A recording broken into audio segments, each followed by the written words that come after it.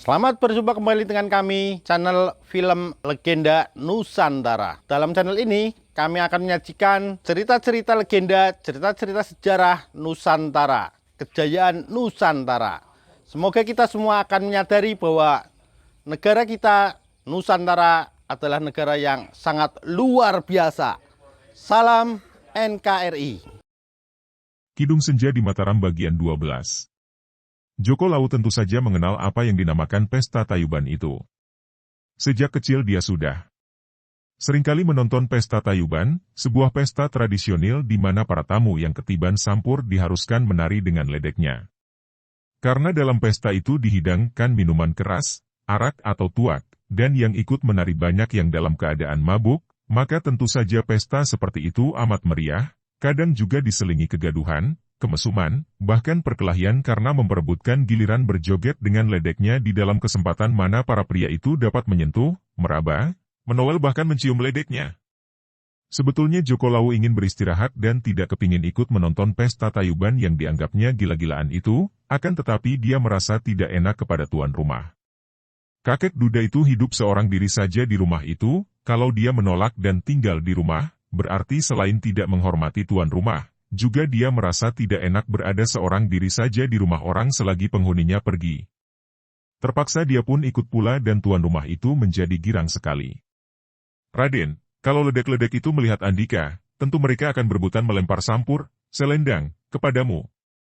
Joko Lawu hanya tersenyum saja.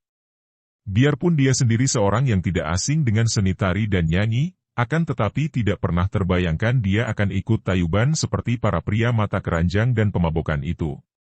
Kakek petani itu hanya seorang petani miskin, tentu saja tidak termasuk seorang undangan.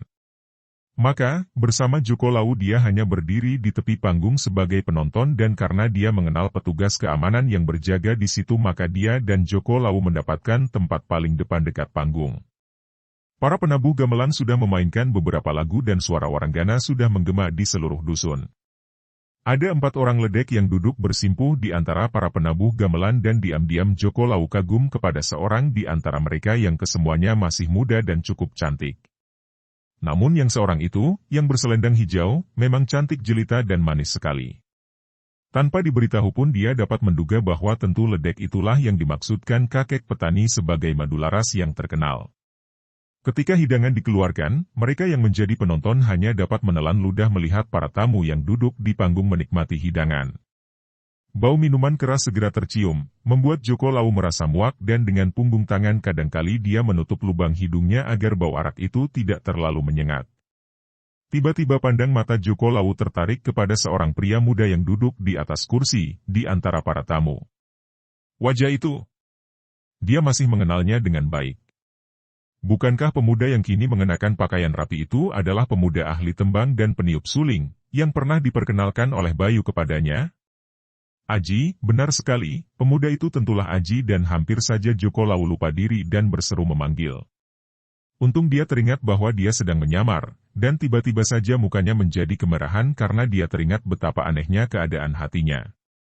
Kenapa dia mendadak menjadi begini gembira ketika melihat pemuda itu? Pandang matanya seperti melekat kepada Aji dan diamatinya setiap gerak-gerik pemuda itu yang agaknya duduk dekat rombongan keluarga tuan rumah. Petani tua itu menyentuh siku lengannya dan dia menoleh. Ada apa, Paman? Andika ini aneh, Raden. Semua orang memandang kepada para ledek dan mengagumi kecantikan mereka, sebaliknya Andika malah sejak tadi melihat ke arah para tamu. Joko Lawu tersenyum dan mendapat kesempatan untuk bertanya tentang Aji kepada petani itu. Paman, aku merasa seperti pernah melihat pemuda yang duduk di sana itu.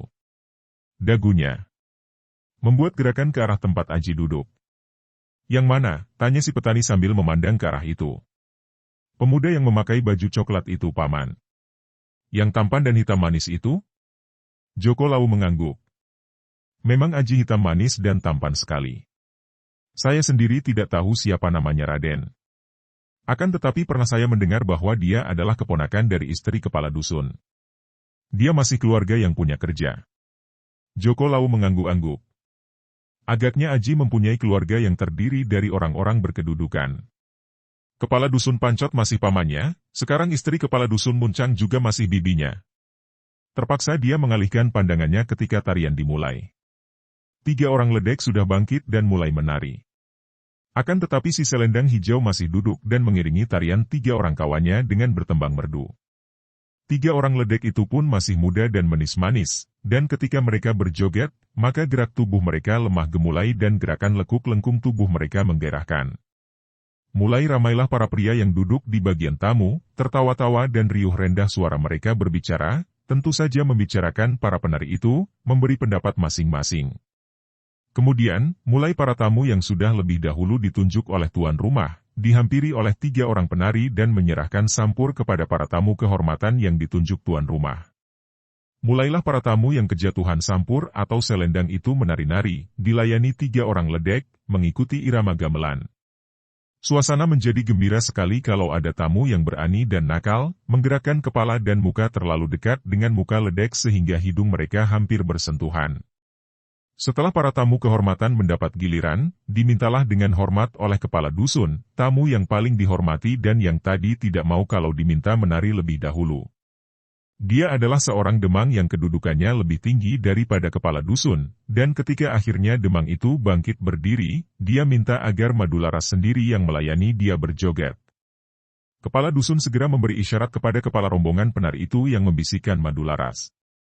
Semua yang menari sudah terhenti dan 3 orang ledek itu beristirahat, duduk bersimpuh kembali di tempat masing-masing dan Madularas bangkit, diiringi tepuk tangan dan sorak para tamu dan penonton.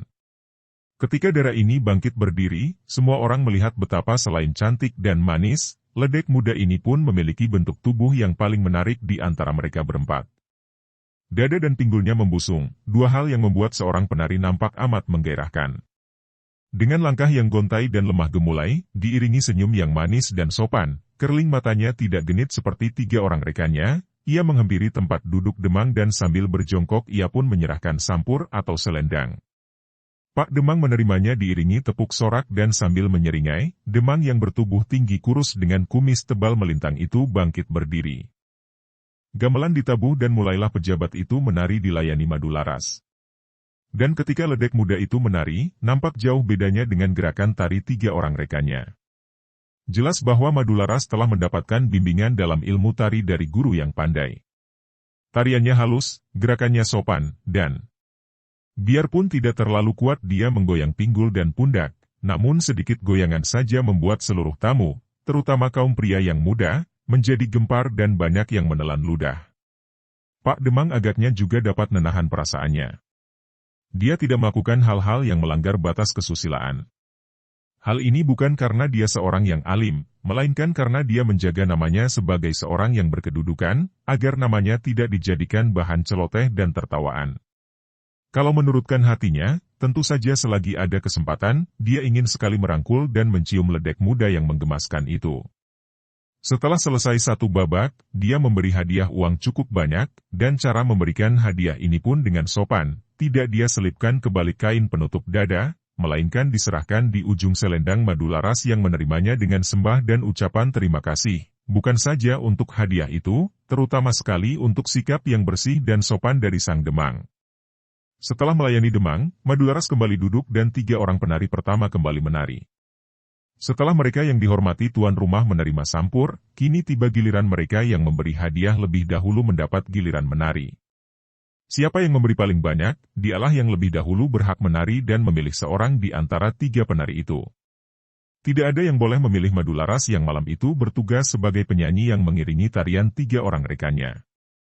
Hanya kalau ada tamu istimewa seperti Demang tadi saja, terpaksa kepala rombongan tidak berani menolak, dan juga nanti akan tiba giliran Madularas untuk menjatuhkan sampur kepada pria mana saja yang dipilihnya. Dalam hal ini, setiap orang penari akan mendapatkan kebebasan memilih dan biasanya babak ini dilakukan paling akhir. Mulailah para tamu, juga mereka yang menjadi penonton, menguras saku dan berlomba untuk mendapat giliran menari dengan memberi hadiah sebanyak yang mungkin mereka berikan.